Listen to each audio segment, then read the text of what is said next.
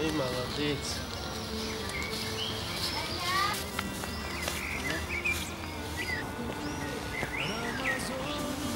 Assalomu alaykum. Mukamtar. Derken ki? Ne mi? Selamun aleyküm. Yok bismillah. Soda kalacağım. Selamat çok kolay. Selamat iyi. Sakın işte.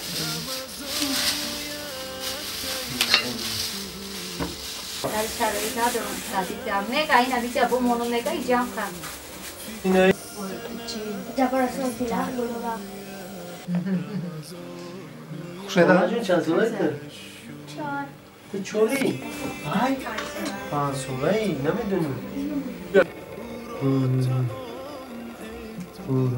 Şunu amcası ne?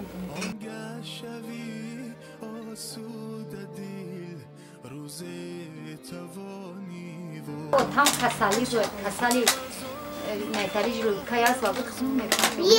Bia artık Ama haş nafar dedim. Çok şişmiş namezi. Bab şey çorana dedim. Maksadım sari meraktım çimekan. Sari meraktım çoy mevudum. Amca mara ki rahmeti dadam nizo mekati. Doktorum kaynağı mı cesarım.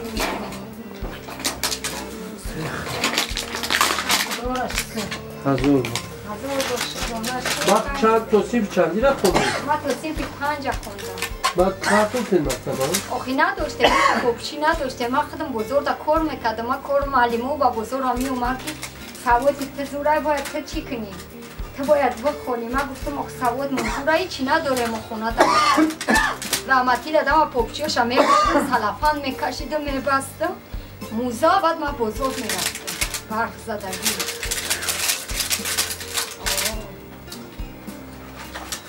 برق دورش کنین از تا بودکان میخونه ای سردوری سینفر.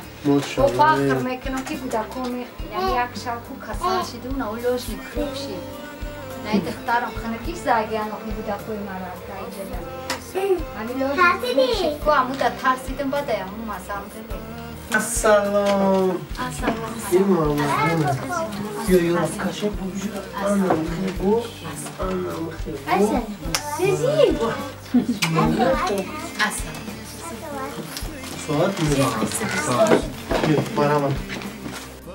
شیشتن هم صحبت شدن فکر عقیده آنهایی که فهمیم که چی میخوان در آینده زندگی در آینده که فرزندای دارن که چی و آینده چی میشن فرزندشون با چی کار میشن بسیار روز رفتیم امروز ما رفتیم خونه اپا و خواهر خودمو که رفتیم دیدیم حالشون از زندگیشون نقل کردن از زندگیشون چی حال دارن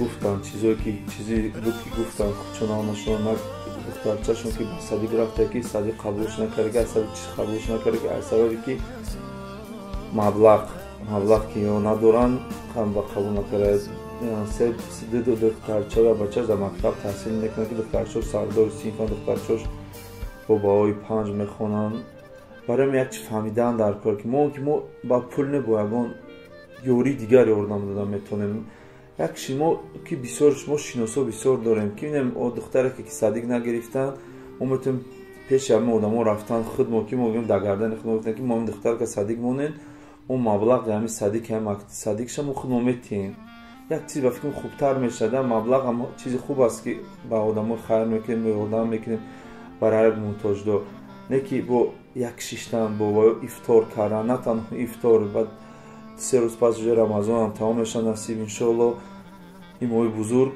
نه که با میشه که یک روزی که در رستوران صرف نکرده و با پیش اینا رفتن شیشتن هم صحبت شدن باور کنین یک چیزی من نمیشه این رو گفته این رو با کی آدم که احساس خودش نباشه در همونجا احساس نکنن نمیشه چیز فهمیدن یک پیاله چای رو خوردن یک کاسه خودی رو خوردن یک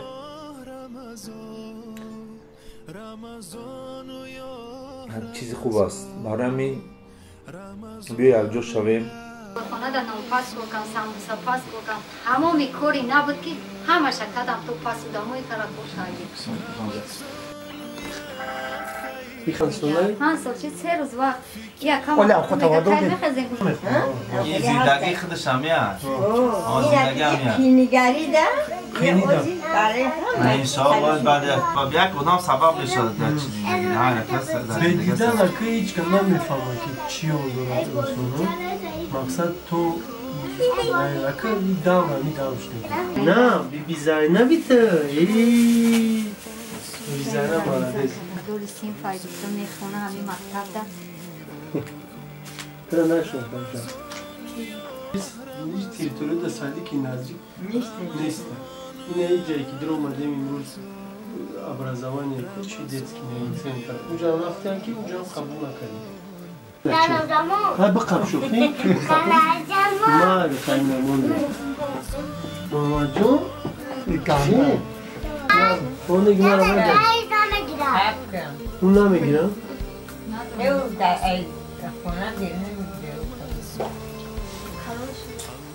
جوزه بدی؟ ها؟ شامل سیروزون ده خلا کی برای گران سال سمان ده کدوریات کدوری واکسن سمت سردازه چو بیاین ده اونجا پاپا جون بیو مالیکس میرم میکنم کار کاری میکنم مقصد داریم معنی خانه میکنیم بیاین صفت میگیره با مو که میگرستیم با خونم میبودم تایم میگوت این اشمو گرد منم نمیگیرین منم یه روز گندش میشم میپره میرم میگم نه بیبیت نرم مشکل همه چی میریم دودن رو مایده بود با اون میرفت چی میورد که کشکد آو میورد خیال میکرد که در برای همی خیلی تو ایکون صورت چیزی هست ایکون یکی صورت توی توقع درونی رامکا پامکا دایکون شما سیم چنده؟ 5 تیم روز درس دادیم؟ کدام مکتب داری خونه؟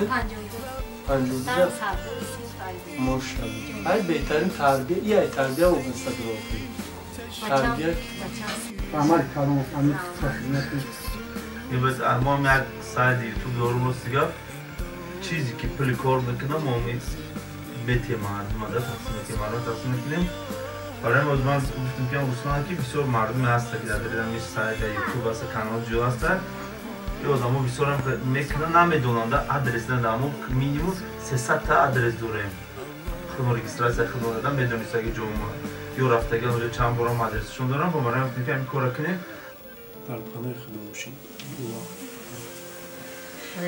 خیلی شمارم خدا بدرگاش قبول کنم سلامتی کدام شما داره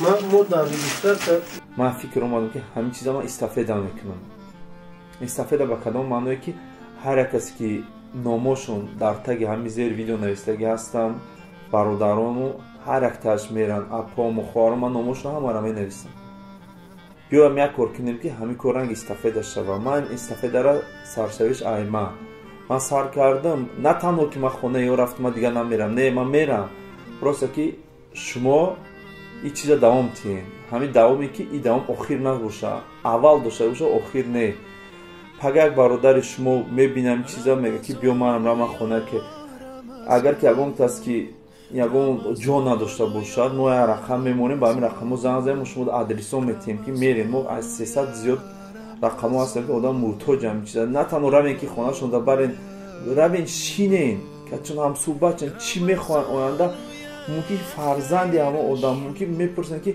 پدرش سوز جای کاری جدا کار نمیگیرم ممکن شما اگه جای خلوار خانه دارین ممکن شما در اگه جای یک کاری شما میتونید به اوی آوردن دادن و مادرش که شما اگه جای کار افتاد میتونید دادن این کار بهترن که هم او آدم شما هم خیر کردن هم یاردم جای کار دادن این یک چیز با فکر بهترین میشه ما که گفتم که بسیار گپ نمیزنم بسیار گپ شما را یاد نمیتیم این کار سوستر میشه و همین استفاده را من سر کردم در زیر کامنتر من میمونم آدمایی که نامشون هست التماس همین کار را دوام تین به یگان چیز آدمی که میتونه کنه آدمی که نمیتونه نکنین یگان پرابلم آدمی که نمیتونه فقط حقشو داغو باشین بلکه یک چیز است که وقت آدم در بالاش یک آدم دارد هر روز میبینه پرسان میشن که تو چه حال داری چی یک با آدم دستگیری هست وقت هوا شما میرین پیشون پگه زنگ میزنید که اگه کار اگه خدمت بود کنه و با خدا توی میشه میگه ما با 1000 کار هستم یک کار بهتره میشه ایمه هم چیست استفاده دوام میتیم خدا نگهبانتون